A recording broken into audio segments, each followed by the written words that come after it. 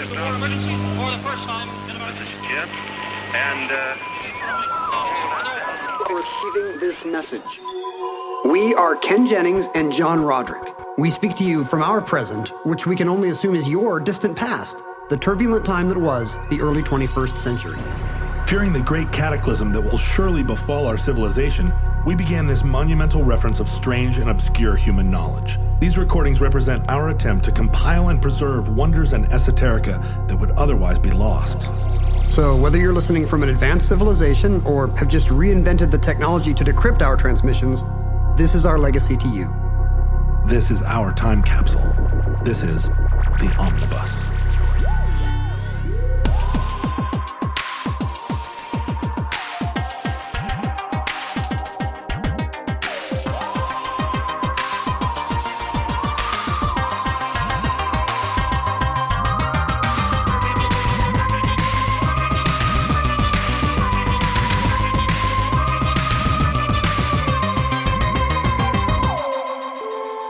You have accessed entry 937.EZ4621, certificate number 42131.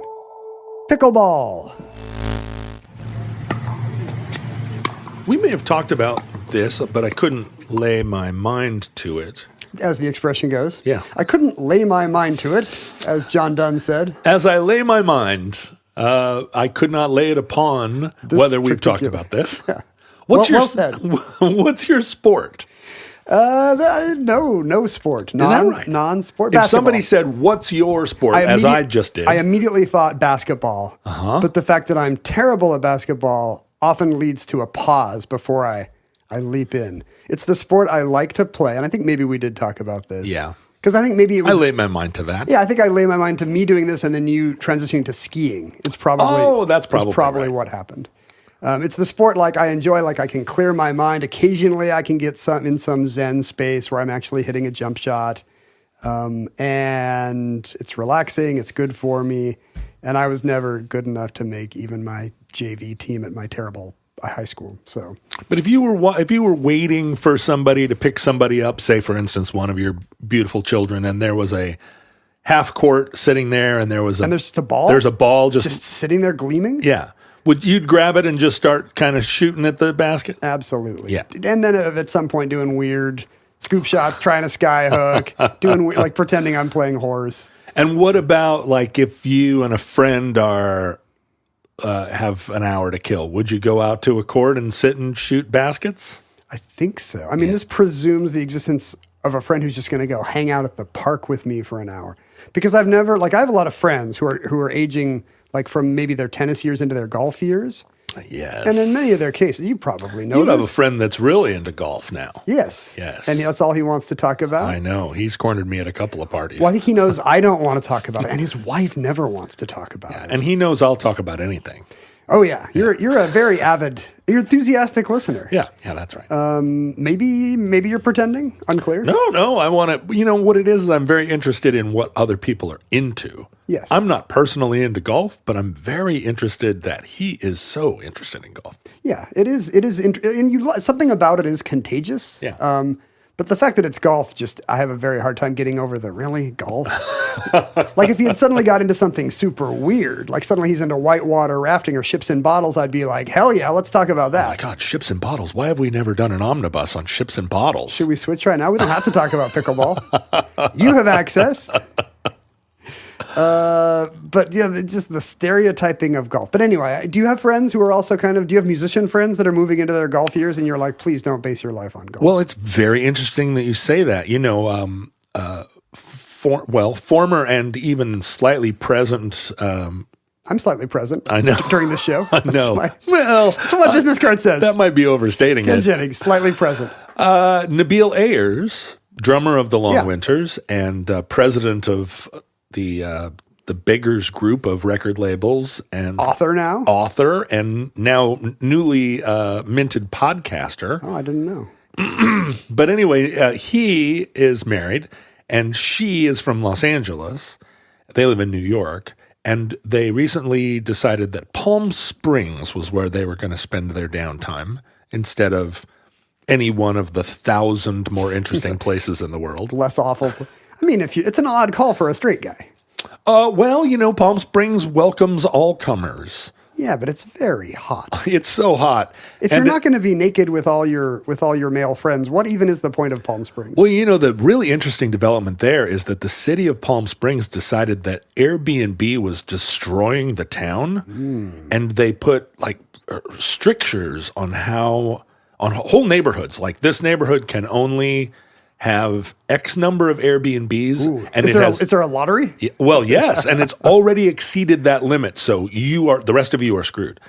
And the reason that real estate exploded in Palm Springs during the pandemic was everybody thought they couldn't go wrong Airbnb-ing these properties. So now all these people who live in Seattle, who wanted to go there for 1 week a year, bought some $1 million mid-mod, and now they're like kind of hung out to dry. Literally hung out to dry. It's very dry. It's so dry. But anyway, Nabil and his wife are getting into golf. She's very into golf. What I should say is he is following his wife into golf. And it has been the topic of some conversation among other rockers. Like, hey John, have you noticed Nabil's into golf? Because it's not rock and roll? It isn't rock and roll. It's not even yacht rock. It's not. And also Palm Springs golf. So I've had to say I have noticed, and I have no comments on it. Like no notes. Go on to golf. 54-year-old. If you look, a lot of it is the kind of people you imagine they're hanging out with. Like, what kind of Trumpy Orange County guys are you golfing with? If you look at a picture of Richard Burton when he was 54, was he alive? He looks 89. And so so we all look by comparison pretty great at 54. Go golf, go stand out in the sun and golf. Who cares? Yeah, it's, but there is some, the idea that you would go outside on a nice day and spend a couple hours doing a sport, I'm all in favor of it. But then when I hear it's golf, and then especially when you hear them kind of talk about how it colonizes your brain. Yeah. Is it possible that golf is an extra-dimensional entity, like a sentient sport that's colonizing the brains of our middle-aged Republicans? Like some kind of UFO power? What's that television show where the UFOs are coming in 300 years? Three-body problem? Three-body problem. Yeah, what if it's a par 3 problem? It is. Well, they came in through the bathroom window, and now they're like in all of our corpuscles. Because really, when you talk to a golf guy, like it really does take over their, like I'm just sitting here and I'm thinking about my short game. Like something about it must be just as good as drugs because of the way it takes people over. Well, it's got physics in it, right? It's an earth science in a way. But it's elusive. Like you can't. Yeah. It's kind of like a jump shot. Like some days it's there and some days it's not. But for whatever reason, that doesn't keep me up at night or have me listening to podcasts or paying $20. More than that. Paying hundreds of dollars for new equipment. It's hundreds of dollars just for the green fees in a lot of places. I bet you if you were a billiards player. That's a big if. Yeah, it would similarly occupy your thinking. Just because the geometry? Yeah, because you've got this like, okay, and then I hit it like there, and it's going to do this. Like there's no way you're going to do off three bumpers trick shot without having really thought about it. 3 bumper problem. I guess it's true. Like Tetris does that. Like there's studies showing that like people will just keep playing the game in their head for hours after it ends. You must have had that happen. I have had that happen. Yeah, me too. So it's just the golf equivalent of that. And it's more wholesome in a way because at least you're outside. And see, I hear that every time golf comes up in conversation. Well, at least you're outside. Like it's some kind of like amazing feat. Let's start saying that about homelessness. Well, at least you're outside. At least you get all the fresh air of sleeping outside. I mean, that's what everybody says about every sport. Well, at least you're outside. Mountain biking. That's the dream. At least you're outside. See how we're here with walls around us? I know. What are we thinking? But at the same time, I'm going to start saying the other thing. Well, you got a podcast. At least you're inside.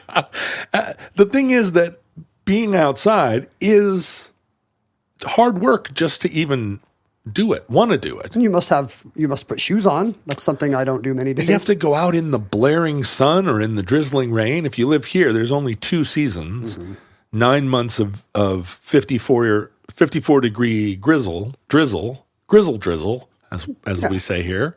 Because it grizzles you. And then 3 months where you're like, the sun. And both things make it kind of hard to go outside. You have to certainly work up to it. And you've spent quite a bit of time in Los Angeles, but your time in Los Angeles tends to be like, I arrived.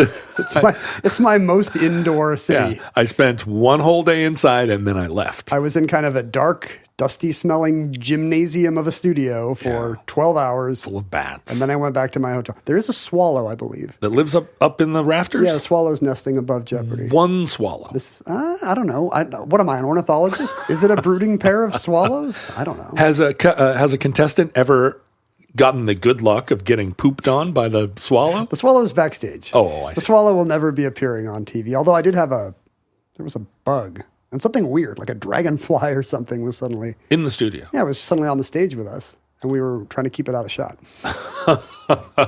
Well, I've spent just enough time, like extended time in Los Angeles to have like any place you go where you're there long enough that there's no novelty or you've worn off the first level of novelty. Like you've surely had this in London or England where you're like, well, I've had every pasty and been to every local pub. It is kind of nice because it's no longer an adventure. Right. You're like, oh, I'm just going to go here and see what happens. It's not like, here's my list of gotta-dos. Yeah. But when that happens to me in LA, then you really have to confront the fact that it's always sunny, not in Philadelphia. It's always sunny in LA. It's always the same exact amount of sunny. And after a while, I find that very oppressive. I don't want to go out into that. It's full of East Coast people who are like just patting themselves on the back for having discovered it. Like, I didn't have to live in Buffalo. It was so Toronto was just snowy all the time, and now I'm here. Why doesn't everyone come here? And Seattle people never think that about Southern California. Not a single time. I've been on a kick recently where I've been talking about San Diego a lot. Just to no one? Yeah, that's, just sitting in the bathtub like, and another thing about San Diego. No, I feel like San Diego is a great example of like a failed urban experiment. Like all the things that you could do to a city that in many ways is perfectly situated, right? It has a wonderful harbor. It's in beautiful sunny California. Ideal weather. Hills right there, mountains. It's got La Jolla. It's got all these wonderful things. And yet almost everything they've done to improve the downtown San Diego experience has made it impossible to enjoy. Like they built a huge convention center right on the beach. Mostly just for people dressed as the Hulk. Yes, and with its back to the ocean. Right, there's no way. Like if you're at the convention center and you want to get to the beach, just walk 20 minutes. Yeah, all the way around the convention center to get over to, to the pirate ship or whatever.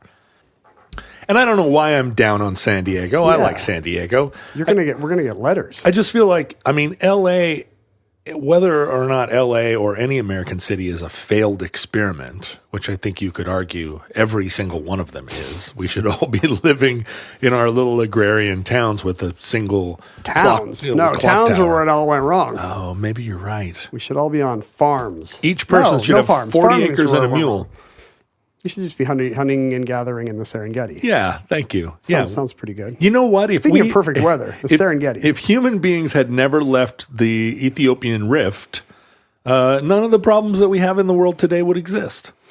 What would be the worst problem today if we were all still hunter-gatherers in Ethiopia? Sloths.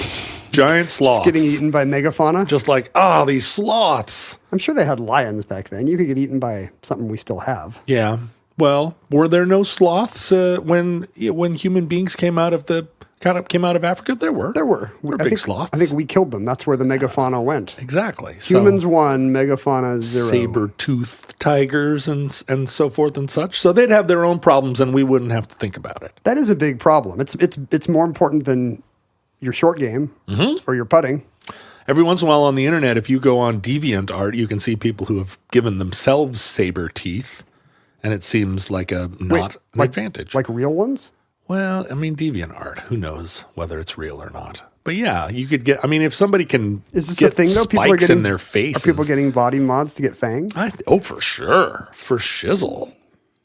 Anyway, I'm fine. I mean, there are a lot of lovely people in San Diego, and I don't mean to disparage your city, but it came into my mind one day, like, wait a minute, San Diego, they really, it might be the U.S. Navy that screwed it up. I was about to blame the Navy. Yeah. Let's blame the Navy.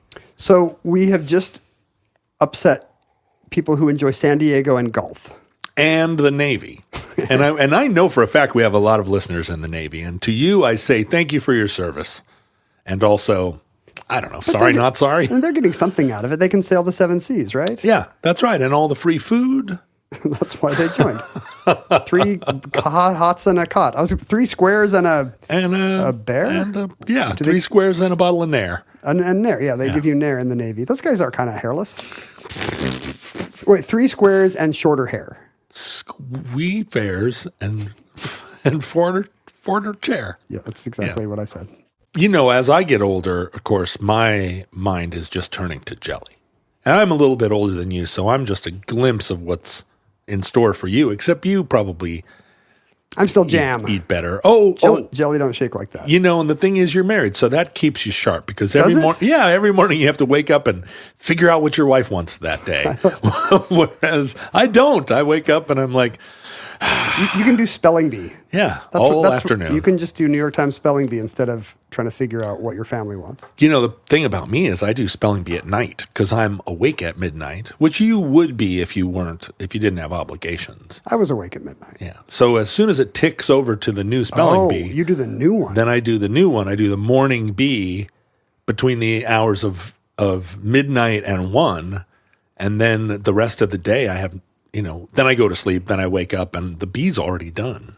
See, I can't do that. I know. For some reason, I don't feel like I can't just sit and read a book during the day. Oh, but I can do spelling bee for 3 hours. I know. That's not bad for you. It's actually been a great development for me because it used to be that you would pull up here at Omnibus HQ, and if I were 3 or 4 minutes late, you would text me and go, "I'm here," and now. 15 minutes in, and you're like, do.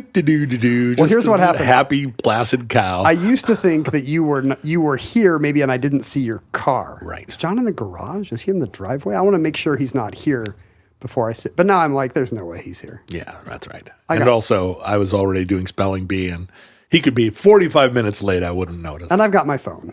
We don't need to. I don't care about if anybody's late anymore. I like it when they're late. Yeah. I named my phone Mr. Phone. And now it's fun. How long ago?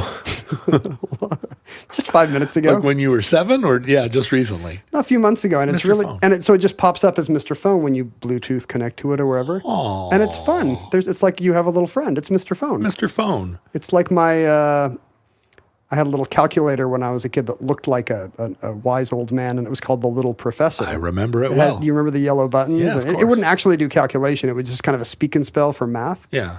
And what was the one that had an owl? There was also one of those that was an owl. Well, the Little Professor looked owlish. Oh, maybe that's it. It had glasses and maybe a mortarboard? Mortarboard, I think. Yeah, because obviously anyone's smart. Where's a mortarboard? We were in Denmark a couple of weeks ago for graduation, and I think either did not know or had forgotten that when Scandinavians graduate, they just wear a sailor suit. Huh? Of course. Ooh. They don't have robes and a mortarboard. They just wear a sailor cap like Donald Duck everywhere. And so there's just party buses driving through the streets full of kids wearing sailor caps. I wouldn't have, if I'd seen that go by, I don't think I would have known what it was. I had to Google, and it's not any more ridiculous than wearing a mortarboard. I mean, less probably. Right. A mortarboard's a much weirder thing to put on your head just balance-wise than a sailor cap. I mean, if you saw somebody just like a cool kid just walking around and wearing a mortarboard, you would be like, I'm really not up with contemporary culture. Whereas a sailor or he lost a dare. Yeah, well, no, I don't think kids dare each other anymore because it's not inclusive. If you dare somebody, it's just a form of bullying. It's true. You're making one person do something they wouldn't have done otherwise. That's right. And that's not affirmative consent. And if they don't do it, then what? They lose? Lame. Oh, we don't say lame anymore. I actually don't know what the right substitute is. Bogus. Suboptimal. Yeah, suboptimal. I feel like a sailor cap, though, might be like queer positive because it's sure. It's a little bit like Tom of Finland? Yeah. Tom of Denmark? Exactly. Well, I have, just to segue from wherever we are now. You will not believe how we got there. It was old age to spelling bee, to me sitting in my car, to me renaming my phone, to me having a calculator with a fun name as a kid, to you thinking it was an owl, to why we wear graduation caps, to why they wear different graduation caps in Denmark. So you just have to get back up that chain to pickleball. To pickleball, which is the topic of our show today. It is? Yes. You wouldn't know it so far. Pickleball, Ken, have you ever played pickleball? Have you ever seen it played? Absolutely. I mean, you can't walk around this fair city of ours on a nice day and not hear the thwap, the pock. Pock. It's a pock, the pock of pickleball. It's a little bit of a pock. A pox upon all of us. There are many people who agree with you. I know pickleball discourse without ever having picked up a paddle. You know pickleball. I think so. You know pickleball discourse? Are you part of the pickleball conversation? No, but I observed the pickleball infrastructure conversation as it happened in Seattle and its suburbs. Mostly, I think from noise-conscious neighbors, but I think also from tennis players who can tell they're being supplanted in the culture and are digging in their heels. Tennis players digging in, although that is that the tennis player resistance, I feel like, has been overwhelmed by the empire. There was a brief period of tennis resistance. Well, you knew it was doomed.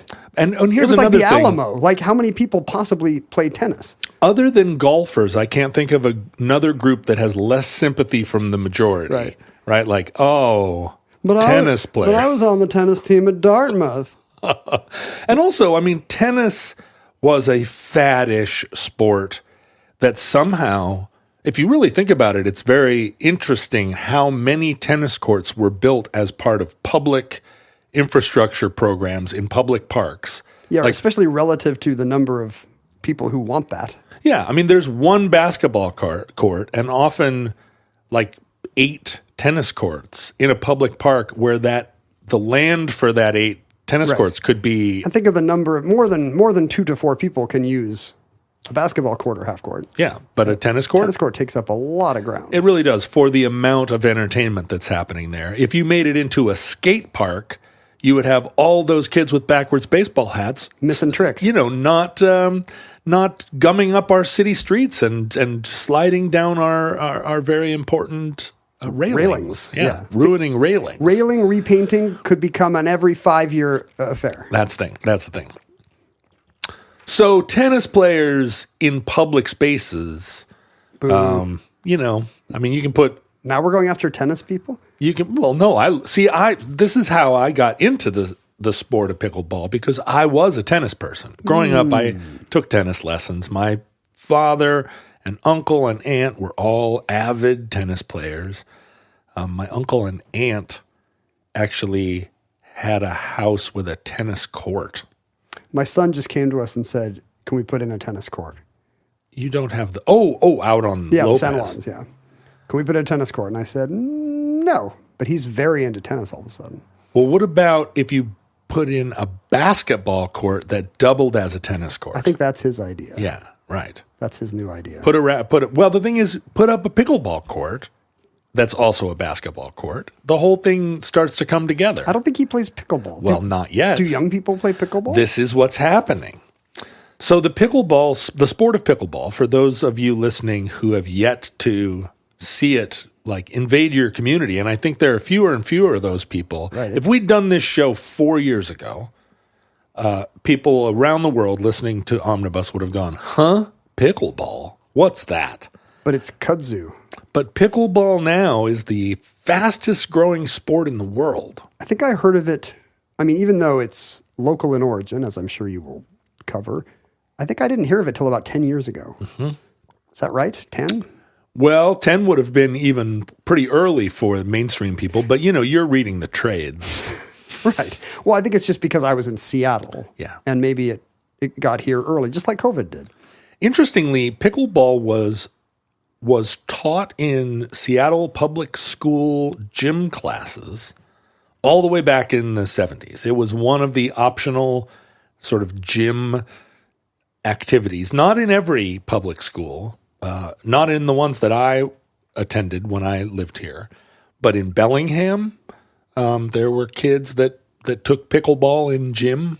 We never had it. Yeah. I'm just picturing jump rope and parachute. Yeah, jump rope and parachute. I mean, there are schools in Seattle, I think a lot of them now, that have Frisbee teams. Seattle is home to some real championship ultimate players. Epicenter of ultimate somehow. We are. But pickleball is actually a sport invented here. And the rare sport that has, although it's over the course of 50 years, almost 60 years. Jeez. It spent most of that 60 years as just sort of a local, obscure, almost jokey kids game. It's like Calvin Ball or something. Calvin Ball. But it's the rare sport that sort of just invented in a backyard has ascended now to the relative heights where it's beginning to trouble the International Olympic Committee. Like, well, got to get pickleball in there. Like, how long is it going to be? I mean, if breakdancing is an event, which it is in Paris. In the Olympics? It is. You what now? You don't think of breaking as an Olympic sport? I mean, I guess like gymnastics, like the what's the open event in rhythmic? No, floor exercise or rhythmic? Floor exercise. In rhythmic, they have the props. Yeah, rhythmic. I mean, breakdancing at its finest is at least as much of a sport as gymnastics. Yeah, but funky. I can't remember if it's exhibition or not. That's pretty exciting. It's interesting that it didn't go into the X Games as opposed to like into. It was never in the X Games, huh? No. Well, that just shows its legitimacy. Yeah, or it shows the whiteness of the X Games. That's probably true as well. You don't want to see snowboarders try breakdancing. Well, yeah, it's very San Diego. Let's just put it out there. I mean, pickleball is Seattle, but not within the city limits, right?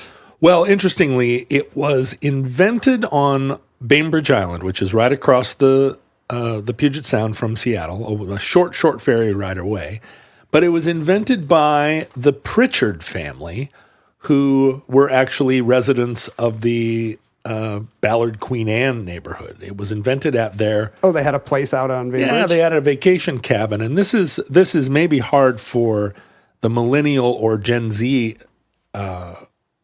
generations to understand. But there was a time in recent history, even in our lifetimes, Ken, you and I, or yours and mine, when a middle-class family could own a vacation home, just a cabin out somewhere in Seattle that's a short ferry ride away, and have it be a humble cabin and also not be rich people, right? Yeah, Bainbridge Island was probably very different in 1970 or whenever this was. Well, it was 65, so really we're coming up on 60 years of pickleball. How are you planning to celebrate next year's? Well, I have a year to plan. Yeah. I have a year to plan. So I need to know what day. Do the Pritchards know what day so we can actually have fireworks? And I'm guessing it was in the summer, right? It would be very strange to be inventing this sport in 54-degree rain. It would be very strange to go to Bainbridge Island in November and be like, hey, what should we do in the backyard? Well, golf plays into the story only in that golf is too boring for the Pritchard family. Ooh, they're thrill seekers. Yeah, so... Washington State Congressman Joel Pritchard, and again, this sounds like a bunch of fancy pantses. Like he's state legislature, or he represents Washington in the House of Representatives? Well, he in the course of his career did both things, but at this point in time, he's actually in the Washington State House of Representatives.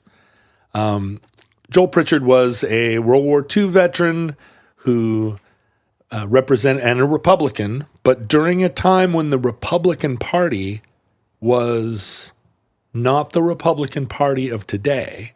In fact, Joel Pritchard at one point introduced a piece of legislation that allowed abortions up until the fourth month of pregnancy or whatever as part of some liberal Republican platform in 1970. So a different kind of Republican, and probably from an era where you would never, we will never see again, where you could live in Seattle and be a Republican who held public office for like 35 years. Well, you were saying he was middle class and had his humble cabin, but it sounds like he's from he's a big deal. He's from a political family. Yeah, but I mean, having run for office here in Seattle, it's very interesting to think, to realize that to be a member of the Washington House of Representatives, that's a like $40,000 a year job. It does not make you, unless you are engaged in graft. You can see why they're all taking bribes. Ken, a lot of them are like fine and upstanding citizens. Public servants. Public servants. But yeah, like the Seattle City Council pays itself $180,000 a year, but the Washington House of Representatives is like, I guess it's $55,000 now. I mean, the Seattle City Council has to live in Seattle. Most of the state house does not. They can choose right. to, I mean, the worst part of the state house doesn't. The prices are a little different in Wenatchee.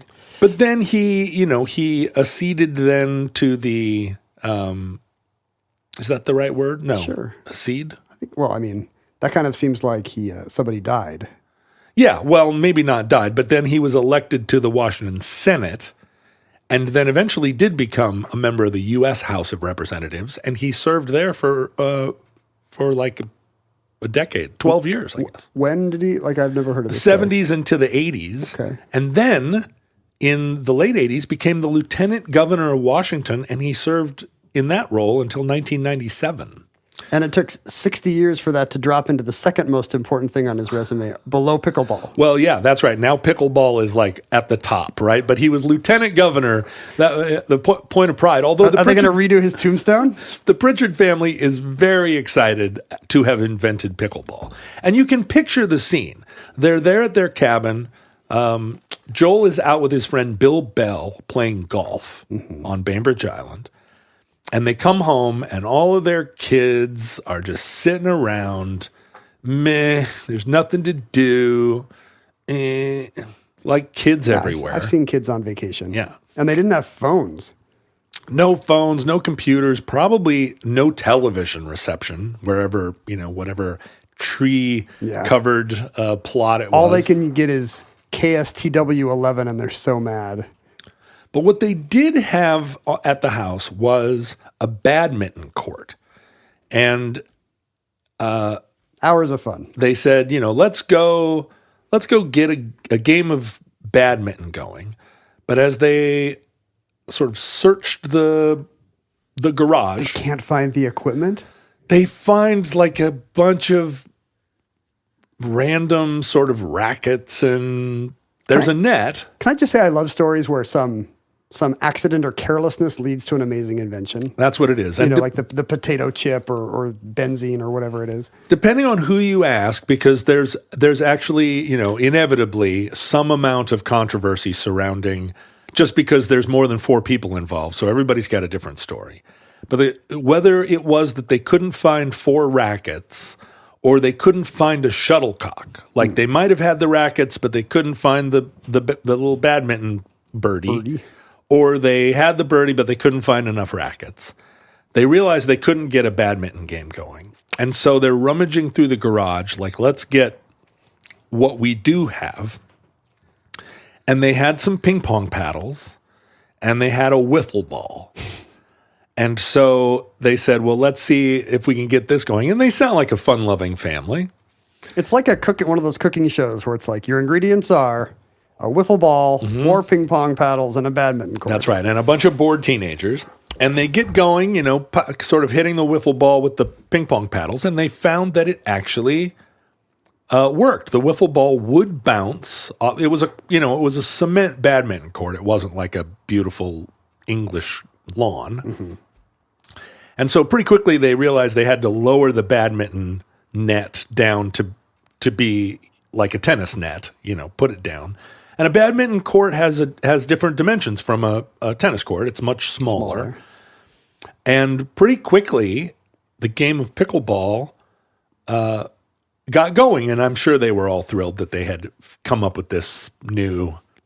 I see people playing in the park, and it's, from what I can understand, it's pretty much what you would intuit if you were trying to play a tennis or badminton-like doubles game with a ping pong paddles and a wiffle ball, right? Yeah. There's nothing that's surprising about it. No, what's I guess surprising is that you can hit the wiffle ball pretty hard with the ping pong paddle, and so you get the satisfaction of a real tennis swing, but the wiffle ball doesn't travel that far, but it does bounce. So you can. It is a sort of. The experience is duplicating a tennis game, but in a much smaller space. It's like you're playing underwater or, on Jupiter or something. Yeah, right, where there's just slightly more, it's a thicker atmosphere. Right. And so the next day, their friend Barney McCallum came out, and they were like, look what we did. We invented a game. And Barney got into it.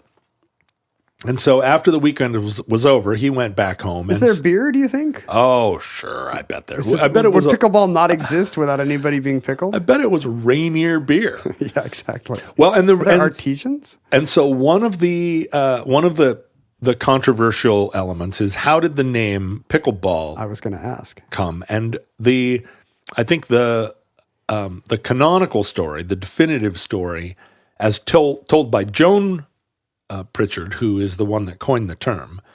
This is another very Northwest thing, and it references an earlier episode about the Washington Crew. In the Crew, because this is an old Seattle, a Seattle where crew was the big sport, and people, there weren't enough golf courses or badminton birdies to go around. The boys were in the boat. The boys were still in the boat, and in the Crew, in Washington Crew, the slang term for the boat that was made, the crew shell that was made up of all the kids that didn't get picked for the varsity or the JV, was called the pickle boat, which was like the ragtag boat of... It's just losers? They're just the losers that end up in the pickle boat. And she said this sport, was basically the pickle boat of paddle sports. It's the C-listers. And then they named their dog Pickles. But that postdates the game. It postdates the game, but it did confuse some of the neighbors. I guess the pickleball, there's some malfeasance in the pickleball journalism community. What? Because somebody went to the neighbors and was like, why are you talking to the neighbors? Joan Pritchard's over here. She's got the story. They're trying to get the dirt. Yeah, but somebody was like, no, they named it after their dog Pickles. It's all about ethics in pickleball gaming. In pickleball gaming journalism. But Barney McCallum went home and said, look, one thing that's pretty clear right away is that the paddle isn't big enough. This is going to be a pretty good time, but we just need a slightly bigger paddle. Is this guy Paul the Apostle? A little bit. Like the Pritchards preach their gospel over on Bainbridge, but we need Barney to cross the sea and really nail things down and improve the rules. I think really quickly they discovered that the wiffle ball isn't actually the best ball for pickleball, because the wiffle ball, if you can think of a wiffle ball, don't the holes in it make it kind of curve? Well, that was the idea. The wiffle ball was invented in the 50s. The 50s were a great time for inventing new toys because the boomer kids were extremely annoying even at a young age.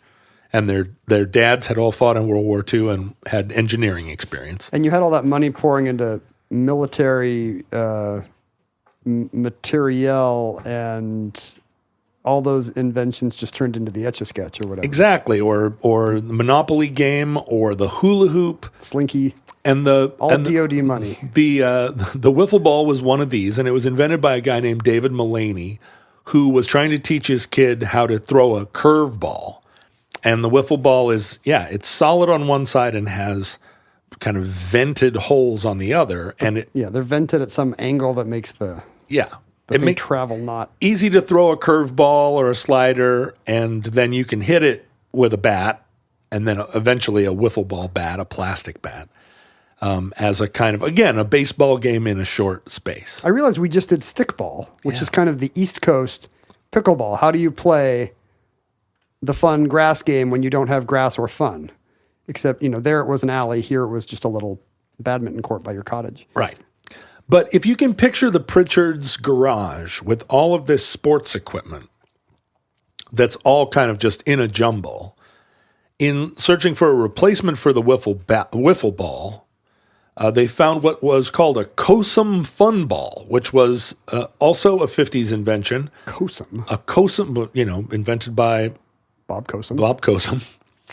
And a Cosum fun ball is what now appears to be what looks like the canonical wiffle ball, which is a plastic ball the size of a wiffle ball, but it has holes kind of unevenly drilled in it so that it doesn't impart that spin to it.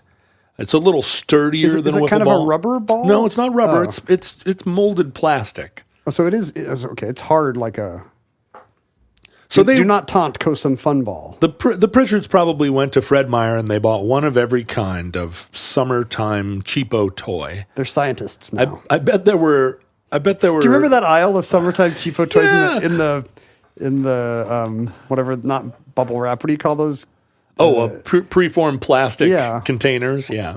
And I'm sure there were hula hoops in the Pritchard's garage too, and I'm surprised they didn't incorporate them into their brand new game. What about that little clown thing you put on your hose and the hat shoots up? Yeah. I wonder if at one point they didn't try to do this with also running through sprinklers, or maybe there was a slip and slide. But the Seattle at the time, there's only maybe a week you could slip and slide. Global warming has really changed the sprinklers, running through sprinklers community. In the 70s, we definitely had a slip and slide, but you're absolutely right. My mom had a rule. It had to be 80 degrees to fill up the swimming pool. She didn't want us in the swimming pool when it was 72 degrees. Was it like one of those wading pools? Or yeah, just like a little wading pool. And to use the slip and slide, it had to be 80 degrees. So I remember sit by the thermometer. Yeah, in the 70s, staring at the thermometer, it would be 78 degrees. And Mom would be like, nope. I'm picturing one of those big dial thermometers, like a clock that your grandparents had, and you're watching the arrow creep up through the 70s past the peony to the 80 that's a marigold or something. No, I remember it very distinctly. It was a mercury thermometer. Oh, wow. And it was tall. It was 12 inches tall. And watching the mercury go up. I mean, how many that's another thing like cursive writing. No kid is even knows what I'm talking about, but watching the actual mercury go up this thermometer. And I think, are you like Euclid or something you're watching? And my mom was a real stickler. So if she said 80 degrees, she meant 80. But at 79, I would make such a fuss that she would go, ugh, okay. Assuming that by the time I got the pool filled that it would be 80 degrees. But you remember when it was hardly ever 80 degrees in Seattle. 1 week in the summer, you'd need to get out the box fans. By the way, blister pack. Blister pack. People were yelling blister pack at me. Blister pack. And I heard them. I heard them through the ages. Through the times. Well, so the Pritchards, being a political family, being a kind of Ballard, Queen Anne family, being Republicans in that era, and also Seattle being a smaller town, the sport of pickleball started to spread among their associates, their friends and they were obviously social people to have had so many Cosum fun balls in their garage just waiting to be co-opted.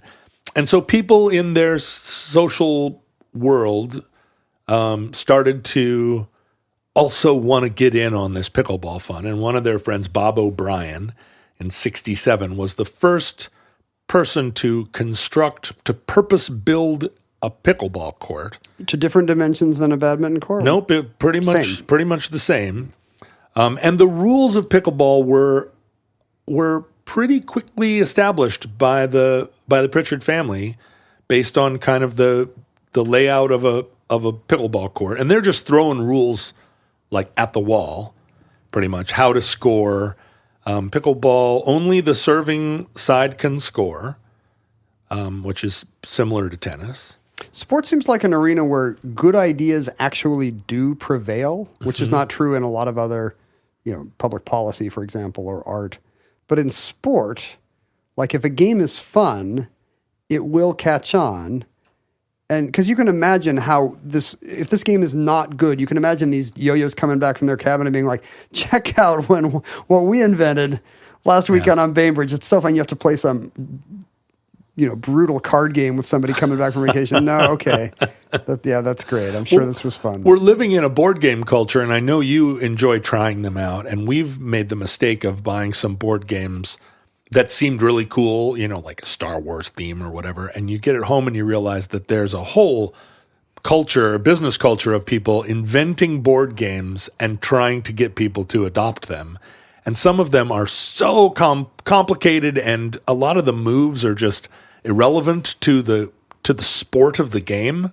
Like, why am I keeping track of how many flibbity gibbets I've accrued? Like, I don't know. I can't say it. I hate all these kinds of games that I don't want to. I don't want to turn off the rest of our audience. Oh, you're afraid that there are enough Omnibus listeners who are like, I love collecting the flibbity gibbets in that game, even though they don't score or have any effect on the outcome. Just these new not new, but like the last 20 years of tabletop games where everything is the game is kind of load balanced. The rules are complicated. There's too much to keep in your head at once. So you can just, I guess keep playing for years and trying out new sorghum trading strategies. If there weren't other things to do. Right. And I'm like, no. I just want a game I can be good at or not and have a social time. Yeah, everybody wants a game that takes 1.5 hours to play to completion. But in this case, I think one of the good innovations is that because the court is so small, it was pretty clear right away that you could get into volleys where the ball would never touch the ground. You just hit it, the person across the net from you would hit it back, and you could kind of sit there like... Because it's like tennis. A bounce on your side of the net is legal, right? When it comes to you. Yeah. Okay. And in fact, one of the innovations of pickleball is that in the return, like after your serve, of course, it has to bounce once before you return it. Mm-hmm.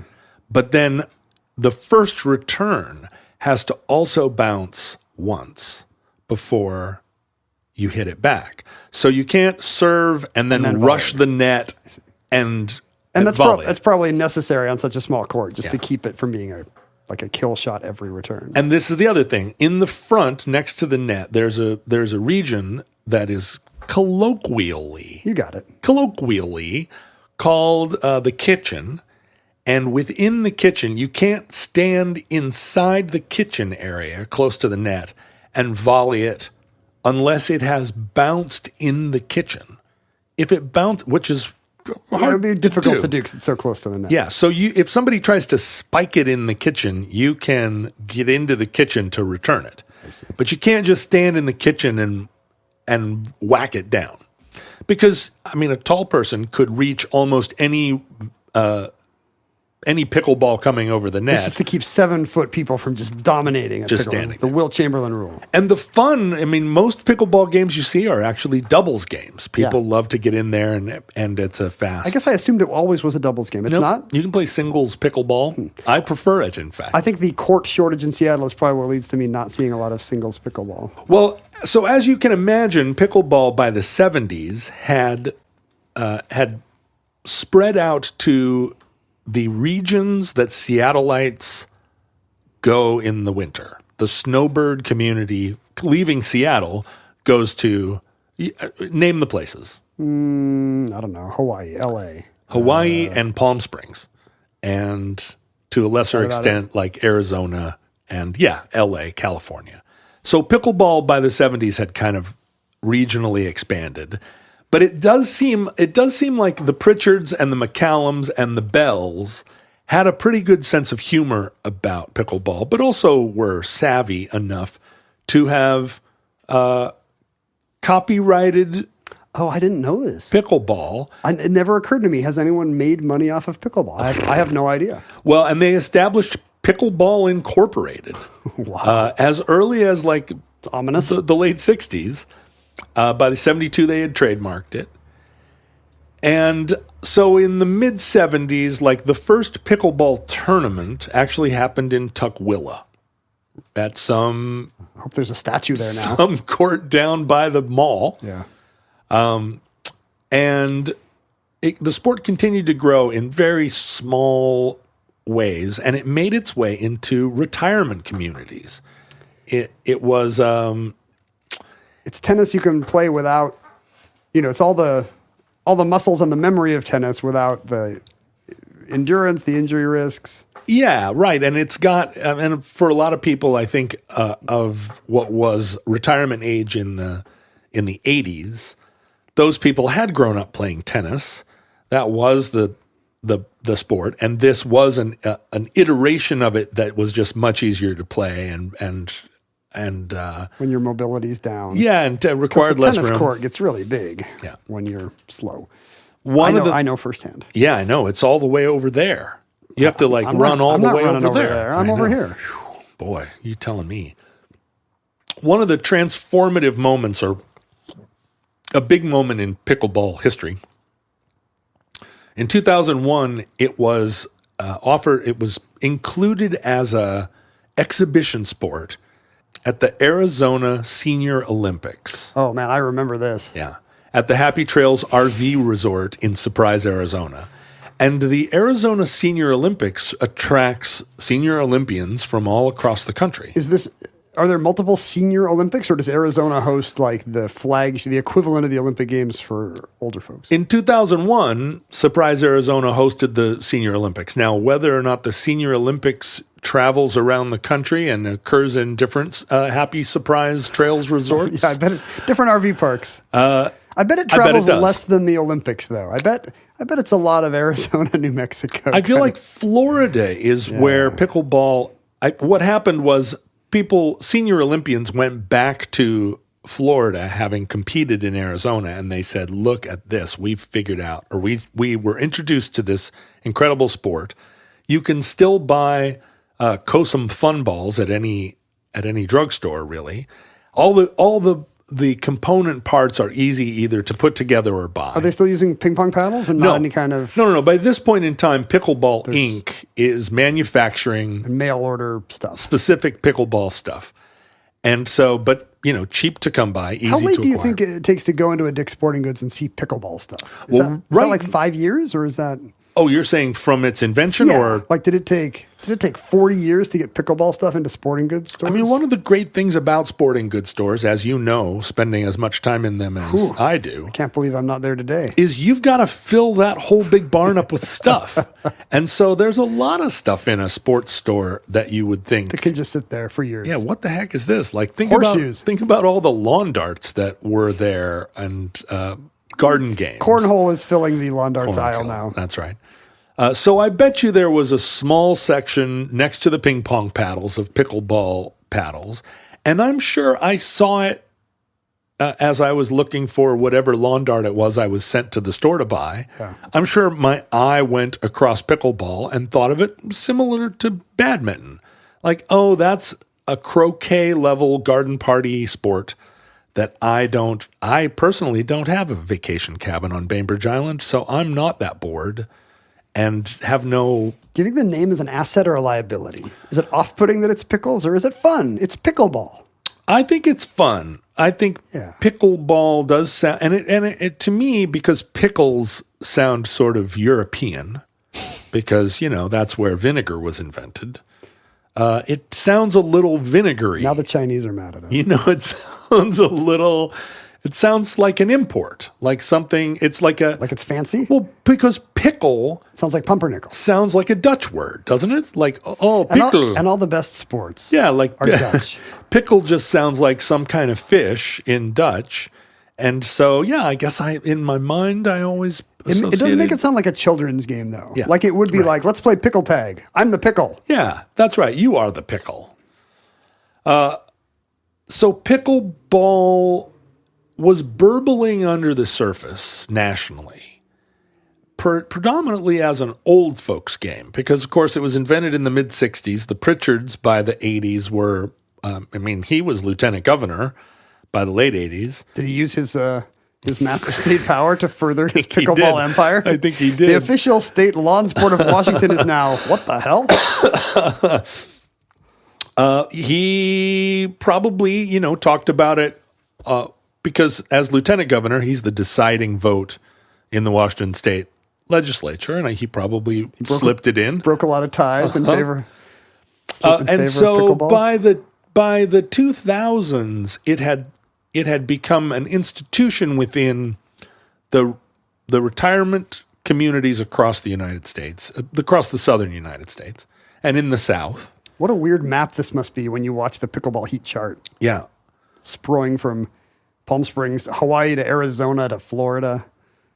By the mid-2010s, Larry Ellison, really, CEO of Oracle, he had acquired the tennis club in Indian Wells, Palm Springs, and in addition to whatever must be thousands and thousands of acres in Palm Springs, and he instituted the U.S. Pickleball National Championship. He was a fan. Or hosted it. Oh, must have been a huge fan. My dad used to work for Oracle. I think Ellison was like kind of a martial arts guy. He was a fitness guy. I remember I've seen pictures of him in a, what do you call what Bruce Lee wears? Kaftan, a dojo, a taibo.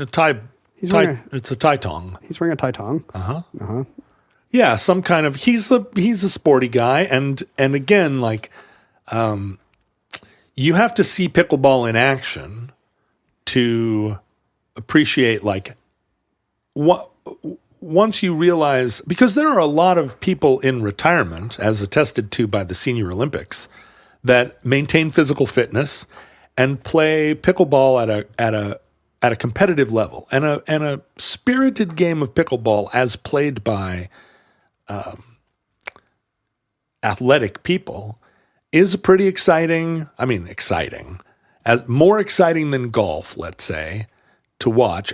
Have you seen on the internet a like Olympic level badminton game? I watch a lot of table tennis. Yes. Those are fun.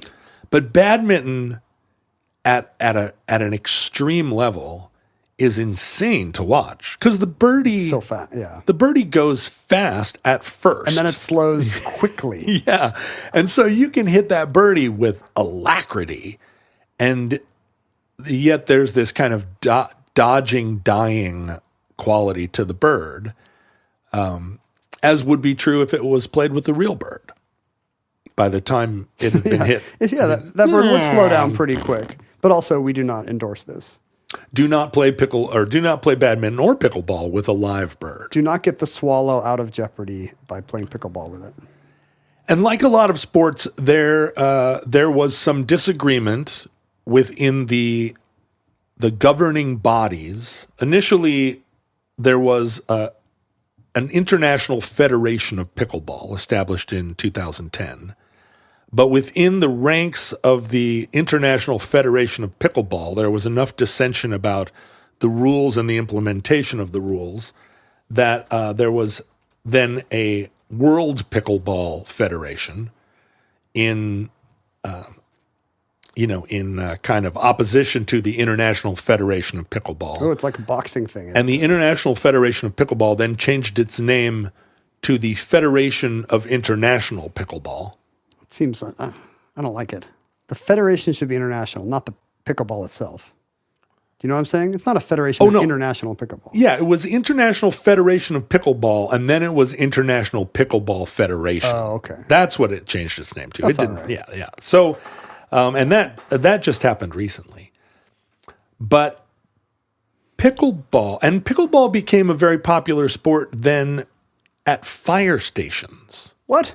Because firemen, when they're not mopping the floors and cleaning their fire engines. Oh, they're playing indoor pickleball? Yeah, they've got all that space. They can sit and play pickleball in teams, like doubles pickleball, and they're firemen, right? So they're very, I don't know how much you know about firemen I've culture. seen the calendars. They are very fit. They're extremely competitive. They're like bros, right? So they're like amping up pickleball until it is a... there becomes violence in it, like fireman violence into pickleball. So it isn't then just a retirement sport. It becomes a sport that you can play in a compact space. And what they figured out pretty early is you can take a tennis court and turn it into 2 pickleball courts. So as pickleball spread, there was all this real estate, little used tennis courts that you could step into and double the capacity and Yeah, those tennis courts, I don't know, 10 years ago when you drove past a municipal tennis court, there were 2 kids out there bopping it around. Or spider webs on the net. Yeah, it wasn't quite as zippy as it had been. But when they tried to change the tennis court in my neighborhood into pickleball courts, it immediately got undone when all the grumpy tennis players nearby and their arguments seemed to be, but it's been a tennis court for a long time, and the neighborhood caved. So what happened was the pandemic. And during the pandemic, there was, as you recall, suddenly it became very clear to us that we needed to go outside. We couldn't do any of the things that we had formerly been forced to do, like go to work or leave the house to do things. And we needed to do something. Right. There's no bars or restaurants, so what on earth? And so pickleball was a natural, it had already kind of reached a tipping point of popularity, just by the endorsement of Larry Ellison. But, it had come to... Kids love Larry Ellison. It had come to that place where enough people were aware of it. It was being played by this point in all 50 states. It was something that you could go vacation with grandma and you could actually play grandma. You can learn it quick. And the rules are really obvious. I've watched a couple of people step onto a pickleball court having never even heard of it, and within an hour we're playing pickleball. I mean, not even embarrassing pickleball, but we're playing a fun game now. Is it because it's pretty flat at the high levels? Like great pickleball is rare, bad pickleball is rare. Everybody's kind of a pretty good pickleball player. Yeah, it doesn't take much to be, fairly good at pickleball. There is pickleball. You can play pickleball in a wheelchair. There's actually a set of rules specifically for wheelchair pickleball. It's probably a sport where people in and out of chairs could actually play each other. They can. Which is pretty rare in sports. In a situation where one side are in wheelchairs and the other are not, different rules apply to each side of the court, which, that's a pretty fun sport, right? It doesn't work in baseball. tennis, right? Or baseball. So during the pandemic, the pickleball exploded. And as some suggest that the game increased 600% in number of people playing pickleball over the course of the 3 years of the pandemic. Wow. A good idea whose time has come. Cheap, easy, fun. And that began this colonization of tennis courts that immediately started to piss off boomers, create a huge backlash, not just from tennis players, who again are maybe among the least sympathetic antagonists in the world, but pickleball is loud. That's what I kept hearing that. The neighbors didn't like it. Is that true? Because tennis is like boop, boom, boop, boom, boop. But it's just faster in pickleball? Pickleball is pock, pock, pock, pock. Like every time you hit it, it pocks. And when the ball hits the ground, it pocks. Is the puck inherently less mellifluous than a basketball dribbling or another kind of park sound? It is at a particular. It's 70 dB. A well hit pickleball, and so it's loud. It's loud, but it's also in a frequency range that people find particularly annoying. A tennis ball is a softer thing. A basketball has a kind of ping to it. I mean, if I lived next to a basketball court, I'd be kind of bummed by it. But there's a rhythm to it. Whereas pickleball has a kind of puck, poke, puck, poke, poke, puck, poke, puck, poke. Like it never settles down into a tempo. I don't know. Are there technological fixes? We'll get to that. But the way that tennis courts were situated in the 50s, when there was a big tennis court building boom, was every kind of housing development had a little set of tennis courts associated with it. They were in public parks that were surrounded by houses.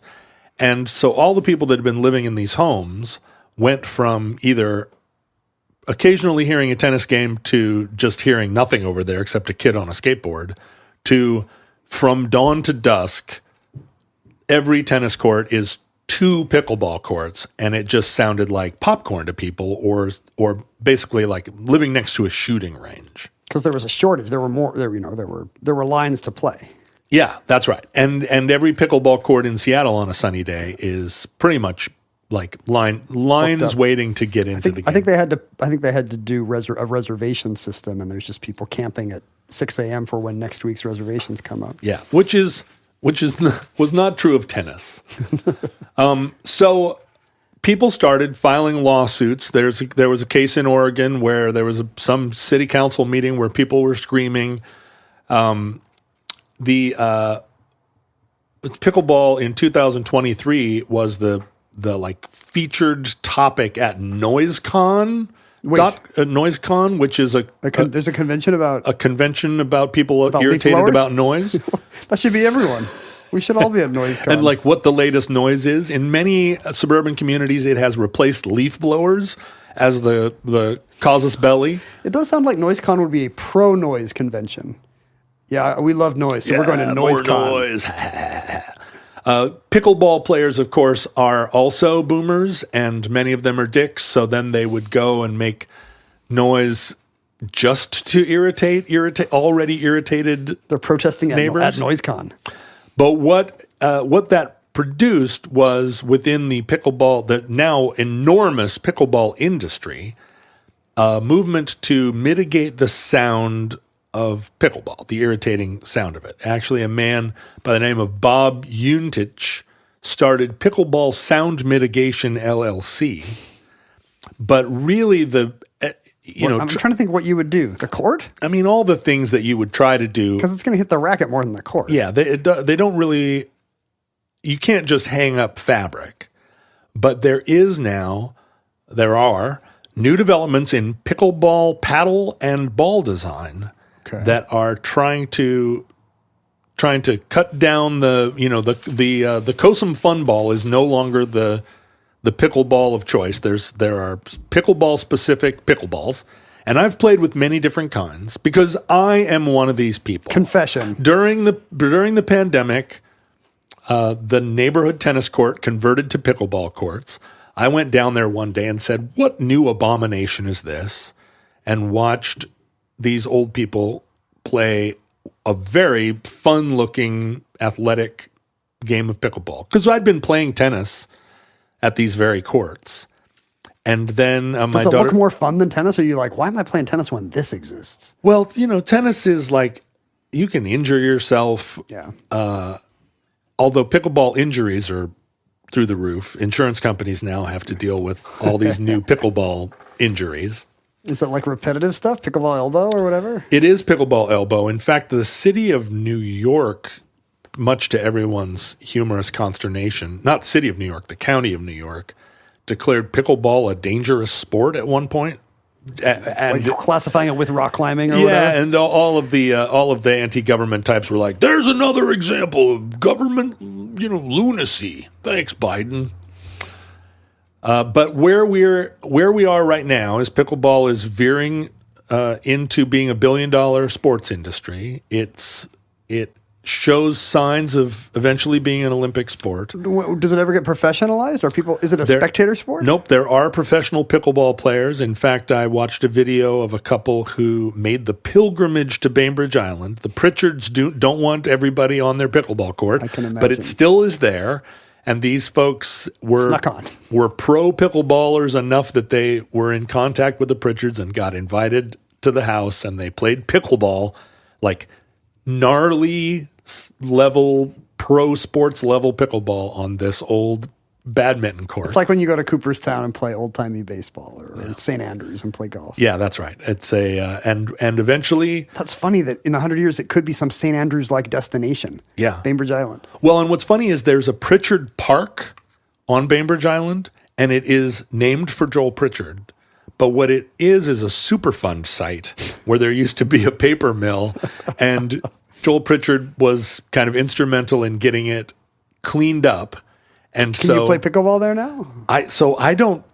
When I was like, I'm going to go to the Pritchard's pickleball court and I'm going to light a candle for pickleball. And I looked up Pritchard Park and I was like, that's amazing. And no, it's like a waterfront park that's where it's like a dirt cap over 100 million cubic feet of despoiled land. Nice. So don't go to Pritchard Park, but also don't sneak onto their property. Right. And start playing pickleball because they will hear you. For now, if you want to make a pilgrimage to actually the championship title of pickleball is called the Bainbridge Cup. Oh. And the first time the Bainbridge Cup was ever awarded was in Madrid, Spain. So Bainbridge Island has become... That's so funny. Maybe Bainbridge will one day be best known for being the Pritchard Cup. It'll be the Cooperstown of Puget Sound. And that concludes Pickleball. Entry 937.EZ4621, certificate number 42131 in the omnibus. Please forgive us for our... it's a gi, by the way, the thing that martial arts Oh, right, wear. a gi. Somebody was mad about that for half an hour. It's called a gi. We should, at the end of every show, just be blister pack, gi... We can do the addenda in real time now. When we weren't playing pickleball, we were on social media. I guess my pandemic thing was not social media. I guess it was kayaking. I got into kayaking. What do you mean your pandemic thing wasn't social media? Yes, it was. I guess everybody's was. But I didn't get more. I think I got less into social media during the pandemic. Well, I certainly did. And so we were at Omnibus Project on various platforms. You could find other listeners in our time by looking for the Futurelings on Facebook and Reddit and elsewhere. Please send us information about blister packs and gi and those little hose things where the clown's hat goes up in the sprinkler and possibly a calculator that looks like an owl. Send all that to the omnibusproject@gmail.com. In fact, if you have if you have an old little professor calculator or I would love to see one of those. Or a clown head you put on your sprinkler. It's possible we can get my daughter into one of our weird, like ColecoVision footballs or whatever. Yes, exactly. Send all that to P.O. Box 55744, Shoreline, Washington, 98155. I got some mail right here. Yeah, I saw it. I saw you brought some mail in. What have people been sending us? Possibly their self-published work? Oh, no, this is from Amazon. Let's see. It doesn't mean it's not somebody's self-published work. Oh, no, this is our listener, Nat, who is I've met him. I think we've mentioned him before, Peanuts expert, a comic strip and comic book expert. And he has compiled, I think in the Somerton Man Show, we said we would love to read a book of supermarket comic strip ads of the World War II era. That does seem like the kind of thing we're likely to say. Is that something that we said? I can't deny it. It seems so likely we did. It does. And weirdly, Nat has compiled and annotated a collection of supermarket comic strip ads of World War II called Wife Gets Smart, Makes Husband Happy. Love it. And these are, they're really well drawn. I mean, it kind of looks like Apartment 3G or, some Leonard Starr strip, Mary Perkins or something. But these are fun. And I'm sure they're going to have fun and misogynistic storylines about housewives and couponing. Yeah. I was Here's one. Marge is convinced. Oh, what is she convinced about? Oh, I haven't. The importance of canned SpaghettiOs? No, stocking away fruit for winter. Looks like she's going to be canning the fresh fruit she buys at Safeway. Well done, Marge. In the warm months. And then the following week, Roxana learns about meat. Roxana. There aren't enough of those Roxanas left in the world. Here's a quatrain would you like to hear a quatrain about food budgets? Be the Roxana you want to see in the world. There's not a lot of Roxanas at all. Yes, let's hear the quatrain. Here's a quatrain about food budgets. He gave his wife money for food. A week of good eating ensued. Good. But some of the money remains. Safeway is why, she explains. See, she has leftover money in her budget because of all the savings at Safeway. Well, that's awesome. Thank you, Nat. I can't wait to get into these. Actually, I'm saying that non-ironically. If you're interested in the supermarket comic strip ads of World War II, look for Wife Gets Smart, Makes Husband Happy online. You can support the show any number of ways, but most directly by blessing your own life by going to patreon.com/omnibusproject for a mere shilling, a mere shekel, what's the expression for a small amount of money? A mere pittance. A mere pittance, exactly. You must have a pittance. I have literally 4 pittances. Go through your pockets, go through your couch cushions. If you can collect a pittance, just a few American dollars, you could become a Patreon supporter, which would immediately give you access to, early access to every new episode when it drops ad-free every Tuesday. That's right. 2 days early and ad-free. 48 hours, you'll have inside omnibus information. It's like, you could just dominate the futures market, because when when Pickleball comes out on Thursday, you would have known for 2 days that there was about to be a spike in pickleball awareness among Omnibus listeners. And those of you who are listening to this on Tuesday, bravo. Good job. Yeah. Those of you who are listening on Thursday, shame on you. No, thank you for your patronage, but thank you more to the Tuesday people who are listening ad-free and didn't have to hear anything about HelloFresh or whatever. Yeah, you listening on Thursdays can support us by listening to the ads and buying those products, because that encourages advertisers to continue to advertise on podcasts, right? If every ad on podcasts produces 0 bump. If it's all skipped. Yeah. The second you hear me say to John, are you interested in Squarespace? If you punch out, then the ads are going to go away. Yeah, that's right. And not in a good way. And you know what's going to be here? Ads for McDonald's and Mitch McConnell. And weird, nutrition fads. Yes. Yeah, weird. The supplements will get sketchier until morale improves. And beer. That's what's really coming. Budweiser. Is that right? Beer ads on podcasts? Well, that's what everybody in podcasting hopes. Beer and car. I just turned down an ad for something called CBD Distillery.